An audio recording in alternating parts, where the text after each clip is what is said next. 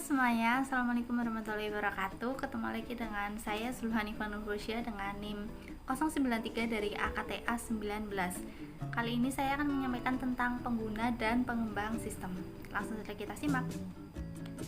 Yang pertama ada bagan sistem informasi untuk mendukung area organisasional, dimulai dari adanya informasi dan data yang masuk dari lingkungan, kemudian dikembangkan menjadi sistem informasi pemasaran, produksi, keuangan, sumber daya manusia, dan sistem informasi sumber daya informasi. Nah, sistem yang sudah dikembangkan ini akan menjadi sistem informasi eksekutif yang kemudian dikembalikan kepada lingkungan dalam bentuk informasi dan data. Yang selanjutnya ada spesialis informasi. Yang pertama ada analis sistem. Ini bekerja dengan pengguna untuk mengembangkan sistem-sistem yang baru dan memelihara sistem yang sudah ada. Kemudian ada administrator basis data, ini bertanggung jawab atas basis data. Ada webmaster, bertanggung jawab atas isi dan penyajian situs halaman web perusahaan. Tugas pentingnya adalah untuk melacak orang-orang yang mengunjungi halaman web perusahaan.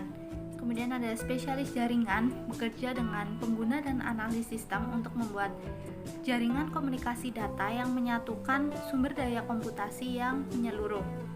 Ada programmer, ini menggunakan dokumentasi yang dibuat oleh analis sistem untuk membuat kode program komputer yang mengubah data menjadi informasi yang dibutuhkan oleh pengguna.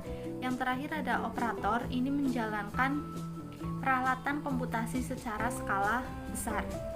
Yang selanjutnya ada struktur organisasi bagi layanan informasi perusahaan. Di sini perusahaan menyediakan analis sistem dan programmer untuk pengembangan sistem. Selain itu juga menyediakan analis sistem dan programmer untuk pemeliharaan sistem. Kemudian ada operator, basis data, dan spesialis jaringan. Ini memberikan kontribusi dalam pengembangan sistem maupun pemeliharaan sistem. Nah, setiap kelompok ini dipimpin oleh seorang manajer.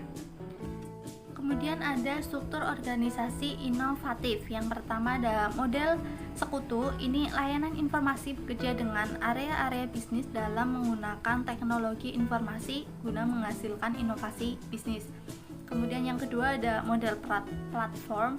Ini layanan informasi tidak akan secara aktif mengawali inovasi bisnis. Yang terakhir ada model berskala, menyadari bahwa sumber daya harus diperoleh begitu peluang pasar muncul dan harus dapat dengan cepat dilepaskan ketika peluang-peluang tersebut tidak lagi terjadi.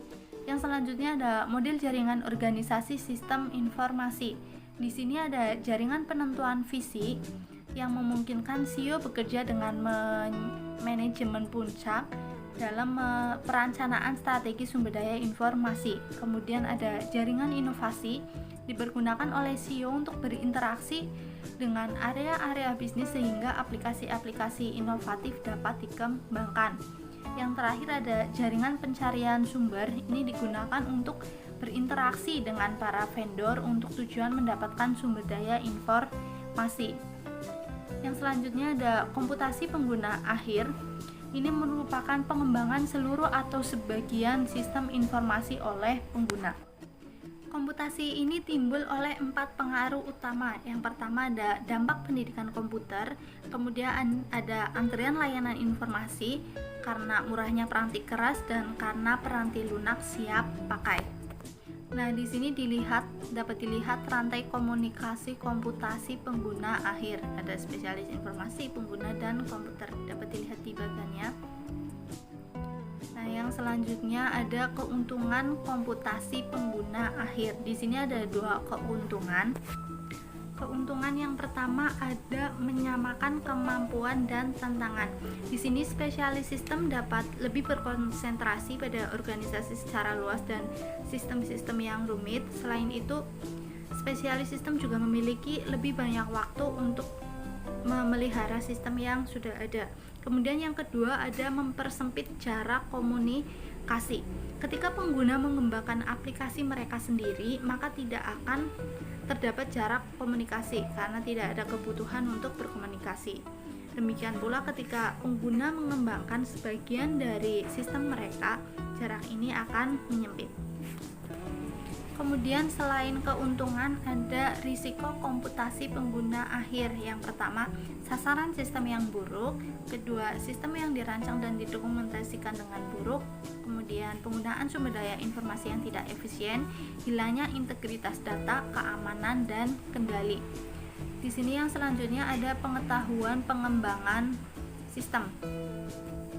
Pengetahuan pengembangan sistem yang pertama ada pengetahuan komputer, merupakan kemampuan untuk menggunakan sumber daya komputer guna mendapatkan pemrosesan yang dibutuhkan. Kemudian ada pengetahuan informasi, ini meliputi pemahaman bagaimana menggunakan informasi dalam setiap langkah proses pemecahan masalah di mana informasi tersebut dapat diperoleh dan bagaimana membagi informasi dengan orang lain. Kemudian ada dasar-dasar bisnis, ada teori sistem menjelaskan bagaimana cara menggambarkan suatu fenomena dalam bentuk struktur-struktur sistem normatif.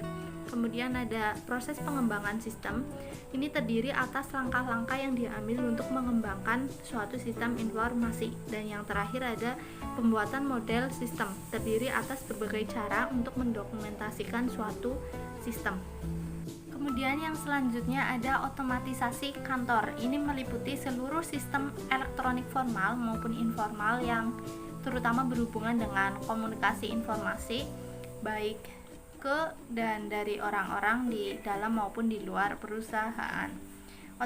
Otomatisasi kantor ini dapat dikatakan sebagai penerapan otomatisasi seperti teknologi komputer pada pekerjaan kantor. Ada satu keunggulan utamanya, yaitu memberikan suatu sambungan komunikasi bagi orang-orang di dalam dan di luar perusahaan untuk saling berkomunikasi satu sama lain. Yang selanjutnya ada konsep kantor maya atau virtual office. Di sini ada telekommuting dan hoteling. Yang pertama ada telekommuting, keuntungannya adalah fleksibilitas dalam menjadwalkan tugas-tugas pekerjaan dan perusahaan memberikan perhatian yang lebih besar pada kebutuhan komunikasi para telekomuter. Sedangkan kerugiannya adalah sifatnya yang terisolasi, kemudian kekhawatiran dan akan kehilangan pekerjaan atau terganggunya karir dan meningkatnya ketegangan keluarga. Kemudian hoteling, keuntungannya adalah pemanfaatan sumber daya dan ruangan yang lebih efektif dan fokus yang lebih baik pada apa yang dibutuhkan untuk mendukung personal kantor. Sedangkan kerugiannya adalah anggapan akan hilangnya bonus, kemudian hilangnya perasaan berada dalam suatu komunitas dan potensi dampak negatif pada budaya korporat. Yang selanjutnya ada keuntungan dan kerugian kantor maya. Yang pertama untuk keuntungan ada biaya fasilitas yang lebih rendah, kemudian biaya peralatan yang lebih rendah, berkurangnya penghentian pekerjaan dan kontribusi sosial. Sedangkan kerugiannya adalah moral yang rendah dan kekhawatiran akan risiko keamanan. Di sebuah organisasi maya atau virtual organization, operasi keseluruhan perusahaan dirancang sedemikian rupa sehingga menjadi tidak terikat pada lokasi-lokasi fisik. Nah, industri yang tertarik pada konsep kantor maya dan organisasi maya adalah industri yang memberikan nilai tambah dalam bentuk informasi, ide, dan kecerdasan atau intelligence. Itu dia materi yang dapat saya sampaikan di video kali ini. Semoga dapat memberikan pemahaman yang jelas. Thank you for watching and see you on the next video. Assalamualaikum warahmatullahi wabarakatuh.